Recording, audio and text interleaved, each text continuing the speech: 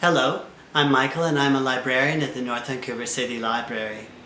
Today I'm talking about a great nonfiction book called A $500 House in Detroit, Rebuilding an Abandoned Home and an American City by Philp.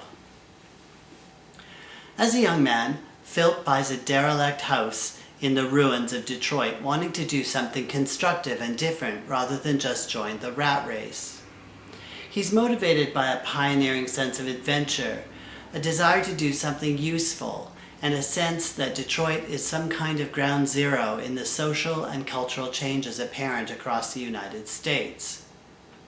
To his surprise, he discovers that even in a neighborhood of burned-out buildings, where addicts are squatting in many of the remaining structures, where the police are absolutely a source of fear, there is a sense of community that he did not realize he was craving.